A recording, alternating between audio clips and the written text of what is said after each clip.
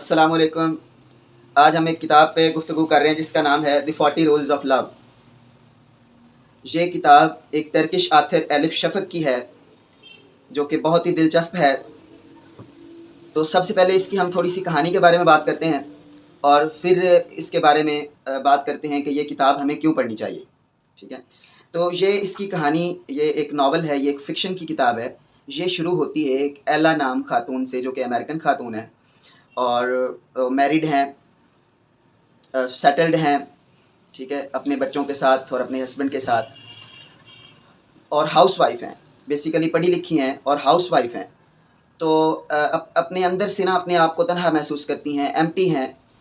Materially they are well settled, بڑے ٹھیک ٹھاک ہیں، لیکن اسپرچولی اندر سے لو کی، ایموشنس کی یا فورلورن ہیں، ایمٹی ہیں اندر سے، وہ جو خاتون ہے ایلا، ٹھیک ہے۔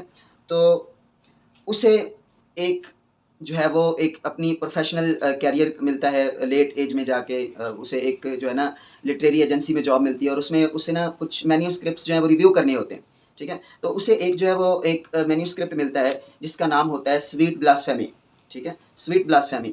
تو یہاں سے یہ شروع ہوتی ہے story with in story type, یعنی ایک ناول ہے جس میں ایک اسٹوری کنٹمپریری ٹائمس کی چل رہی ہے، 20ویں صدی 21ویں صدی کی 2008-9 آنورڈ اس طرح چل رہی ہے، اور اس میں وہ جو اسے مینیو اسکرپٹ ملتا ہے جس پہ اس نے ریویو کرنا ہے، سویٹ بلاسفیمی، وہ اس کی جو اسٹوری ہے وہ مڈل ایجز کی ہے، 13ویں صدی کی ہے۔ یعنی اس کا جو پلاٹ ہے، وہ جو سویٹ بلاسفیمی پڑھ رہی ہوتی ہے، اس کا پلاٹ جو ہے وہ تقریباً 1240 سے لے کے 1250 تک کے درمیان میں چل رہا ہوتا ہے۔ تو یہاں سے یہ ایک story with in a story type novel ہے، ٹھیک ہے۔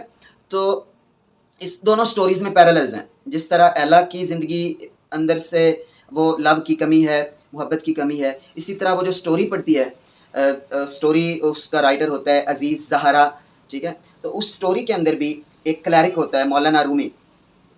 مولانا رومی جو ہے وہ بڑا ہی ویل فیمڈ کلیرک ہوتا ہے، ویل رسپیکٹڈ ہوتا ہے، مٹیریلی بھی بڑا وہ بھی سیٹلڈ ہے۔ تو یہ پیراللز چل رہے ہیں، ایلا کی سچویشن بھی اسی طرح کی ہے اور مولانا رومی کی سچویشن بھی اسی طرح کی ہے، ٹھیک ہے۔ تو جو مولانا رومی ہے اس کے ساتھ ایک ریلیشن شپ اس میں دکھایا گیا ہے شمس تبریز کا۔ شمس تبریز جو ہے وہ ایک درویش ہے، ایک ورلنگ درویش ہے جو کہ لو پہ بلیو کرتا ہے اور یونیورسل لو پہ، اسپرچویلٹی پہ، یعنی تھوڑا سا ان آرتھوڈاکس مسلم ہے، صوفیزم ہے، مسٹک ہے۔ تو اسے ایک ایسے کمپینین کی تلاش ہے جس کو وہ اپنا لو جو ہے وہ سکھا سکے، کسی کو انلائٹن کر سکے اور وہ اس کے برابر کا ہو، ٹھیک ہے۔ تو وہ تلاش کرتا کرتا وہ مولانا رومی کے پاس جاتا ہے اور اس کو انلائٹن کرتا ہے، اس کو لو سکھاتا ہے۔ اسی طرح اس سٹوری کو پڑھتے ہوئے، اب جو کنٹمپریری ٹائم میں سٹوری چل رہی ہوتی ہے، ایلا اس کو پڑھتے ہوئے سویٹ بلاسفیمی میں the relation ship between Maulana Rumi and شمس تبریز، تو اس سٹوری میں مولانا رومی کو انلائٹڈ کرتا ہے، اس کو لو دیتا ہے، اس کو ایک اندر والی جو ایک فلنس ہے، کمپلیٹنس ہے، وہ پرووائڈ کرتا ہے شمس تبریز۔ اسی طرح ایلا جو ہے وہ اس سویٹ بلاسفیمی کے رائٹر کو ای میلز کرنا شروع کر دیتی ہے اور اس سے انسپائر ہونا شروع ہو جاتی ہے اور اس سے اپنے اندر ایک کمپلیٹنس اور ایک لو فیل کرنا شروع کر دیتی ہے، ٹھیک ہے۔ تو دیز آر پیراللز پائے جاتے ہیں دونوں سٹوریز میں، جو story with in a story ہے، ٹھیک ہے۔ تو اس کے بعد یہ تو ہے مکمل سٹوری، اس کی چند پوائنٹس میں نے بتائے۔ اس کے بعد یہ ہے کہ یہ کتاب ہمیں کیوں پڑھنی ہے۔ تو ہمیں یہ پڑھنی ہے کہ یہ خاص کر کے ہمیں بینگ اے مسلم، یہ مسٹک پوئٹ کے بارے میں ہے۔